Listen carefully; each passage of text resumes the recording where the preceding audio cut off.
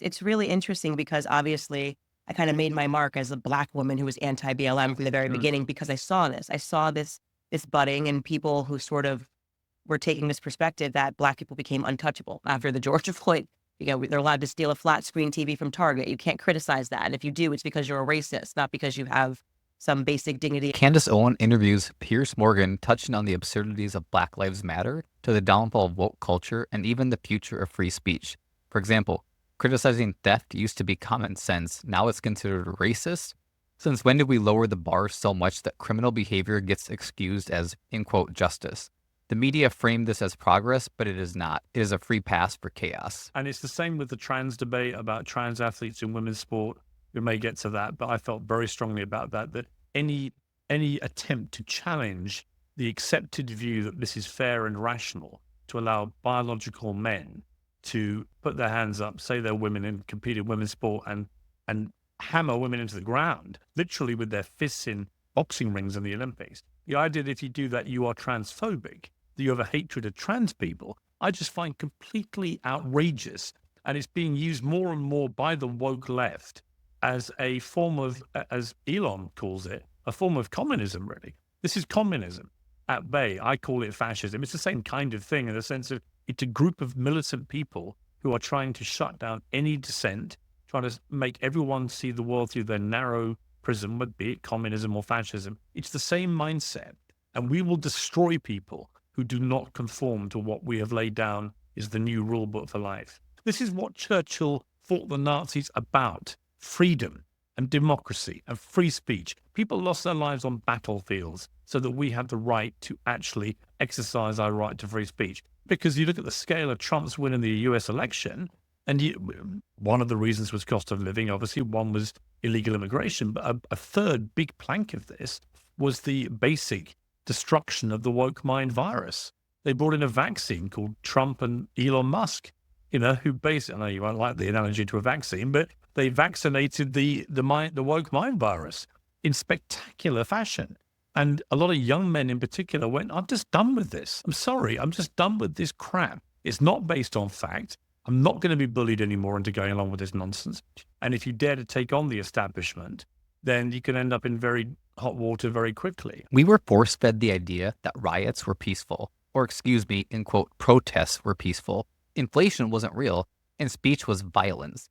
Liberals are afraid of the disruption Trump and Elon are bringing to the system. Twitter went from a censorship factory to a platform for transparency. The establishment despises Trump and his cabinet picks because they're fighting the woke narrative. What do you actually think about it, Israel and Palestine? I think removing your journalistic hat, which I know that you have been very even on a human level, I'll tell you what I think. I think that October the 7th is one of the worst things I've ever seen. I think the retribution, as I call it, by Israel, this is a bona fide genocide. What do you think, where do you think the trajectory of media in America is going? Because I think legacy media is in massive trouble.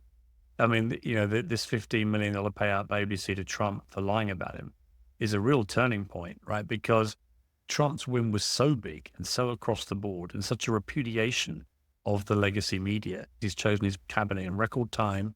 He's chosen people who are disruptive, but they're smart, and they're just going to operate on a different way to establishment people would do. But he's got Elon Musk sitting there helping him all the way with all this stuff. It's a lethal combination.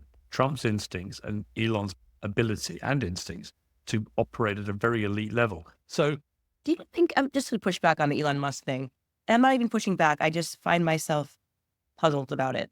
I wonder if we're attributing too much superheroism to Elon Musk because he did this amazing thing, having freed the bird. I think he actually might be a superhero. Because see, I think Vivek Ramaswamy is a superhero. Well, I like him too. Yeah, but I think, Elon Musk, But look at his achievements. I'm like, what do I know about Elon Musk really? Let me help you answer that question. What you know is that almost every business he starts, everyone condemns it to immediate failure. Everyone thinks it's destined to fail. Never going to work. Look at what SpaceX does around the world now. Look at the satellite systems, never mind anything else, are just on a different level to anything we've seen. And I'm not saying he's a perfect human being. He can be difficult and all the rest of it. Of course he can. And he wouldn't say he's perfect himself. But by a superhero criteria, right now in the world, who is having a bigger transformative superhero world right now than Elon Musk? Who? Give me a name. Who's doing more good for the world? Well, no, there's no question. That's why I want to separate because what's the but for I you? totally agree that he is tremendously successful and is contributing things to the world that are amazing. You can never take that away from him. And what he did for Twitter, or X, whatever, freed the bird. I honestly think he saved like Western civilization. I think Candace is getting a bit carried away here. Saving Western civilization might be a bit of a stretch. I mean, don't get me wrong, what Elon did with Twitter or X now was huge for free speech and exposing some serious behind-the-scenes censorship. But let's not act like he single-handedly stopped the collapse of society. It's one piece of a much bigger puzzle. And while I give him credit for shaking things up, Western civilization has a lot more issues than just Twitter's old content policies. Let's keep a little bit more perspective. We were so close. Like it was really a dark period post-COVID. What I'm saying is to immediately translate that into, would you want this person to be in government? Well, Elon Musk's views, despite all of these amazing accomplishments in the past, actually he was left-leaning. Yeah. Right? So despite all of this brilliance, actually, he kind of was going along with the thing until But by the way, the thing kind of ate one of his kids, and then he was like, wait, what's going on? Okay, but so was Trump to a degree. So was Trump. No, Trump was always a businessman. No, No, he was always about his money. Okay, but He was Trump. never a lefty wokey. I'm not keen on Neuralink. I'm not keen on all of that stuff. Yeah. I Even find if it paraplegic conflicts. people can communicate, which is what it's about. I just think it's a step too far. Yeah, I'm not keen on that. Yeah. See, I like him. It's sort of the bigger equation when we start talking about IVF and a big debate that's waging here, by the way. I think you guys just approved it, right? The death pods.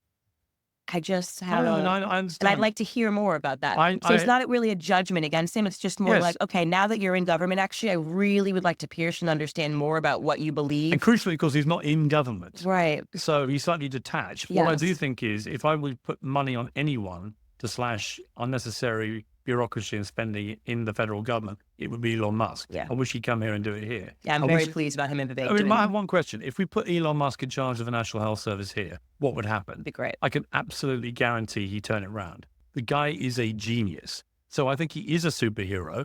It doesn't come with no caveats, but I don't think I've ever seen anyone. Well, it's very interesting with Musk is what I think.